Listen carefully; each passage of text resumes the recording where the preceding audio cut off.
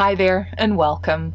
I'm Beth, and this week I thought it was fitting to make sure I finished off the cosplay outfit and accessories for my Against All Odds SmartDoll Ellie.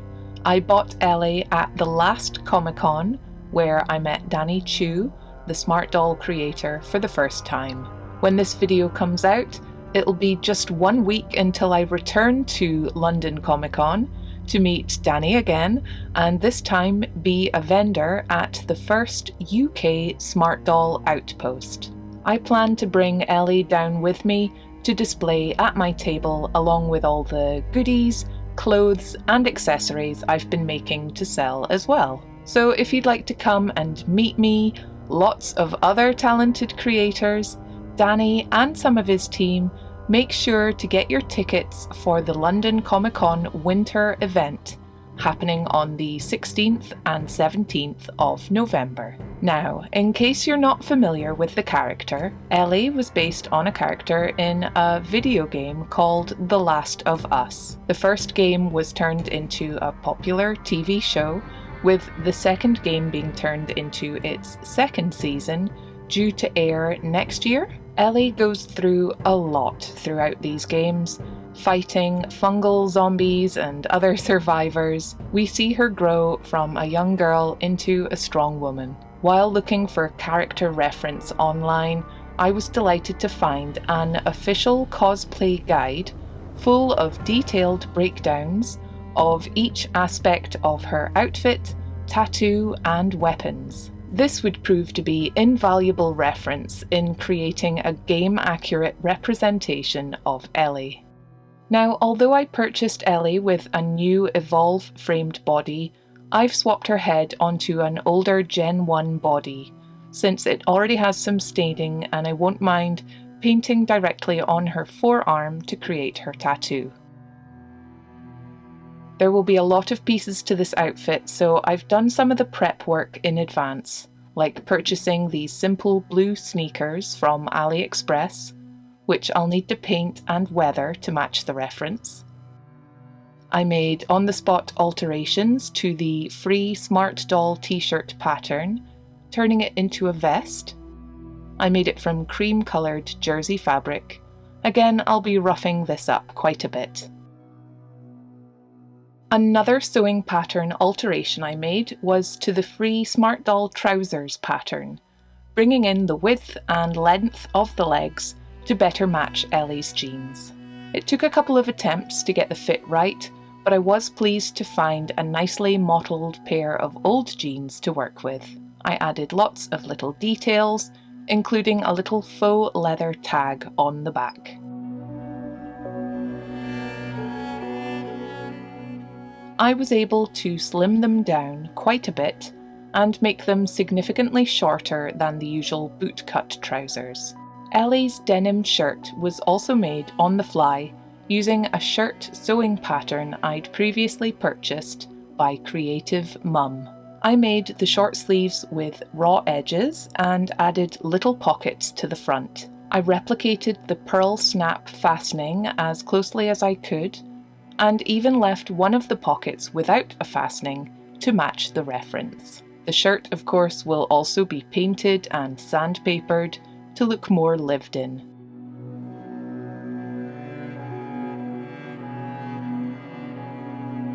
I'm really excited to see all these fresh clothes become more authentic looking, but I mustn't forget the extras that Ellie needs too.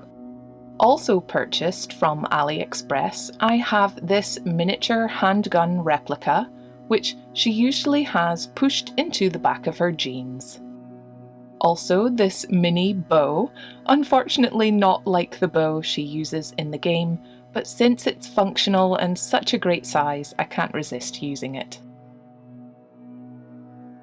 And most especially, custom made by my husband Craig, based on the images in the cosplay guide, we have this hunting rifle. It's a little smaller than 1/3 scale in an effort to have it look just right in her hands.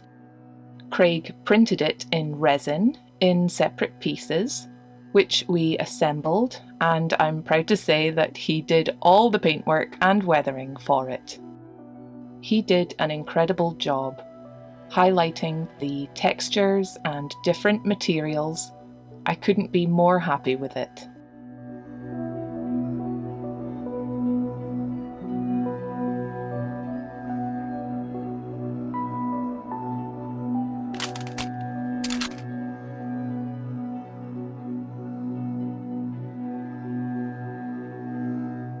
We agreed it would be sensible to model in areas underneath to attach a strap to later. Oh, I'm so happy with it.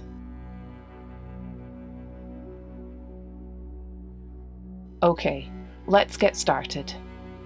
For the shoes, I simply mixed up some brown acrylic paints with water, stripped the shoelaces and roughly coloured them before painting directly onto the shoes themselves.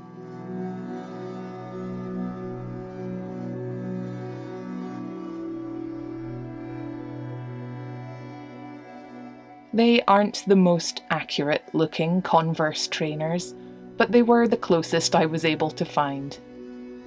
I don't know about you, but I wouldn't let her walk through my house with those shoes.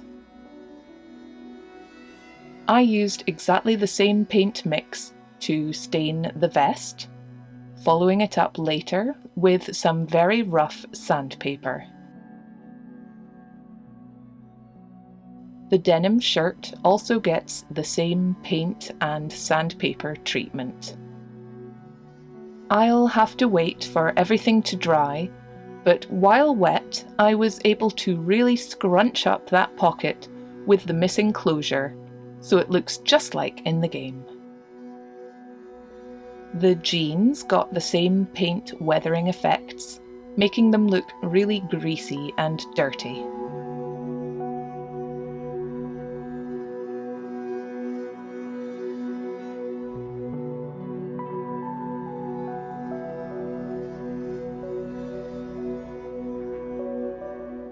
Once they were a little more dry, I used a ruler and some knitting needles to help give me something to scrape the sandpaper against inside the jeans. Unfortunately, the inside of this denim was black, so it didn't look quite like the original.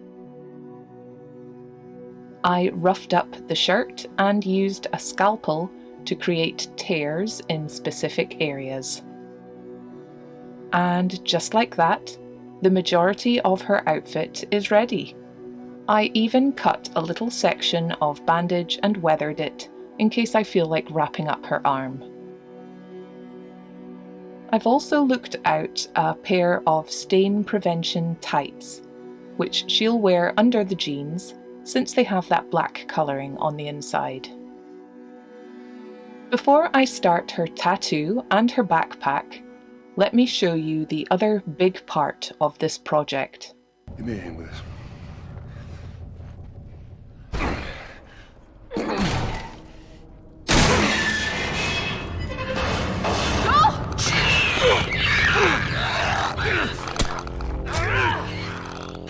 Aside from the main cast, the other major characters in The Last of Us are the humans who were turned into zombie-like entities by a fungus infection.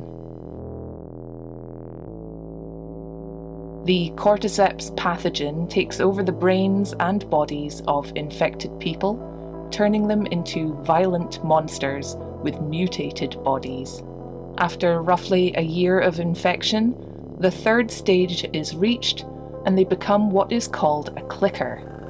They now possess a strength that significantly surpasses the average human. Their faces are split open and scarred by the fungus. They're usually blind, and in response to this blindness develop a crude form of echolocation. They produce rapid clicking and croaking sounds to help detect their prey. We decided that Ellie should definitely have a, to her, life-sized clicker to face off against. Craig was able to 3D print a large clicker, with alterations made to the body, leaving areas for us to add real fabric clothing to later. Again, he single-handedly assembled, painted and weathered the entire model and only needed a little help in making her some clothes, which he promptly ripped to shreds and covered in paint and glue. We'll see how Ellie fares against the clicker in our end shots, but for now we get back to making her backpack and creating her tattoo. I roughly drew out the main elements of the backpack, which has become iconic to fans of the game.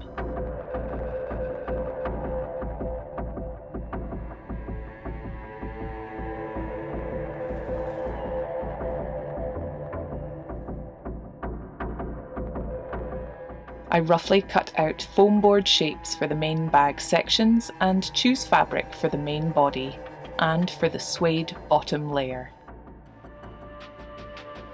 I have some strapping and small buckles which I can use for the straps.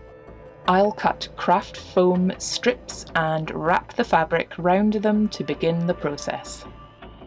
I stitched the fabric onto the foam and cover the raw edges with some felt. I stitch on the strapping and buckles and set them aside for the moment. Since the bag doesn't need to be functional and the look is my priority, I take every shortcut I can and hot glue roughly cut sections of fabric directly to the foam board. I use some offcuts of zip to outline the pockets and simply glue and fold strips of fabric as needed. The smaller front pouch is made and I stitch on another section of zip to a larger fabric piece for the main bag.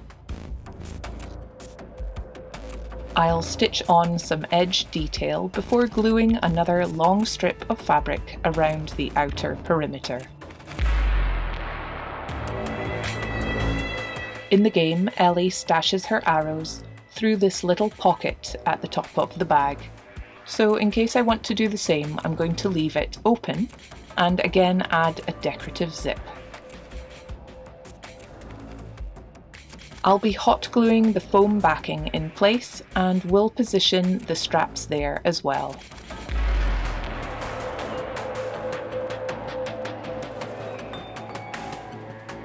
Before I can glue the bottom of the straps in place, I need to cover the bottom and the back of the bag.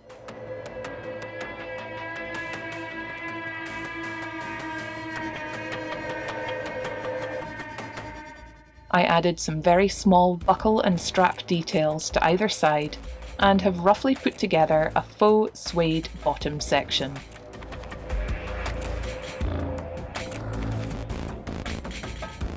I'm going to stitch on some detailing before hot gluing it directly to the bag.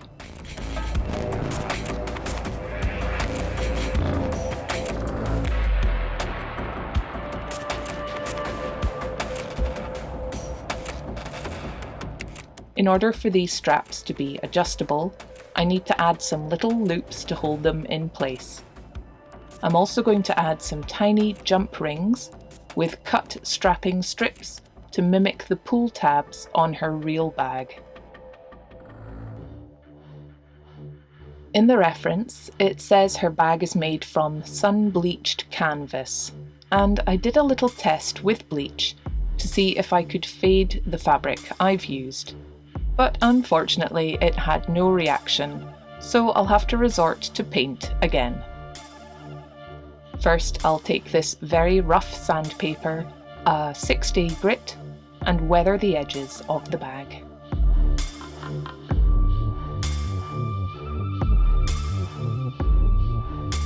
I mix up some Prussian blue, white and beige in an attempt to match the sun-bleached colouring.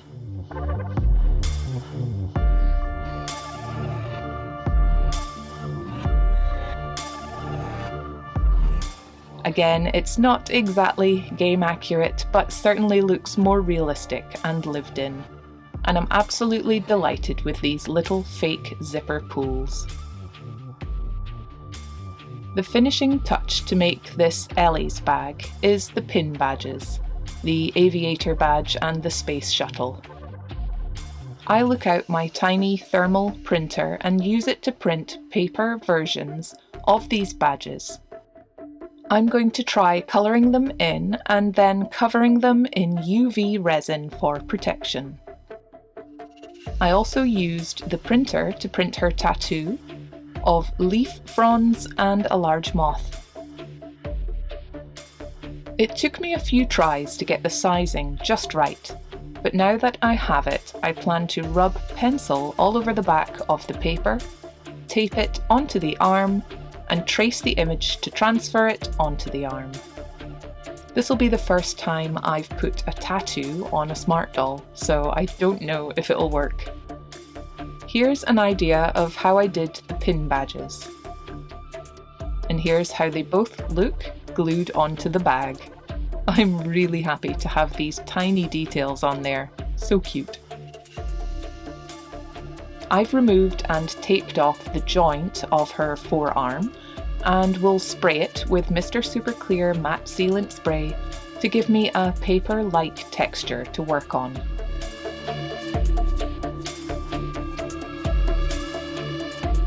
I've traced over the entire image, I think, so let's see how it looks underneath.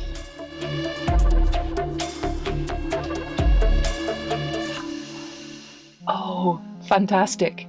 It's very small, but that's plenty of detail to allow me to paint directly on top. Brilliant.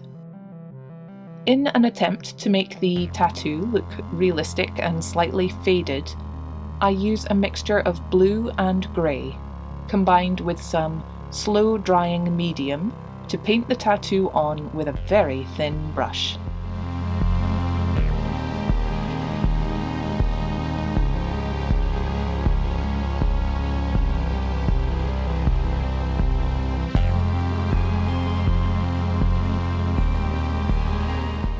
I'm absolutely delighted with how it came out and will cover it with another spray of MSC, a light covering of pan pastels to knock back the colour a little more, followed with a final coat of MSC.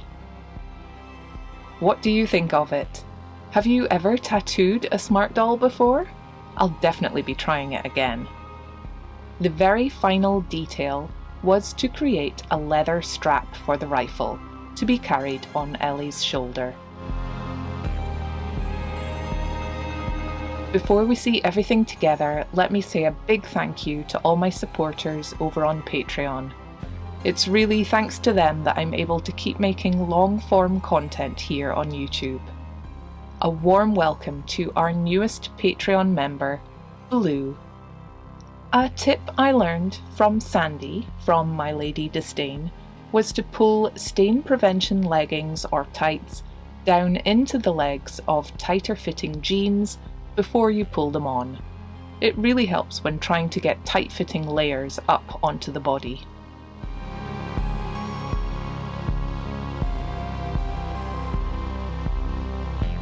I pop on Ellie's trainers, denim shirt and accessories before adding her head, and as you can see, I'm really delighted with how everything looks. This game and this character are really special, and I'm so glad to have been able to give her the outfit she deserves. So I really hope you've enjoyed seeing everything come together, even if you've never seen the game or the TV show yourself. I would love to know what you thought of this week's project in the comments below. Please do leave a like on the video if you enjoyed it, and consider subscribing. Please watch until the end to see some final detailed shots and see Ellie and the clicker together. Thank you so much for watching. Please wish me luck for next week's SmartDoll Outpost in London. I hope to see many of you there, so please don't be shy, come and introduce yourself and have a chat. I'll have a video all about the outpost towards the end of November. Please look out for each other, look after yourselves, and I'll see you again soon. Bye!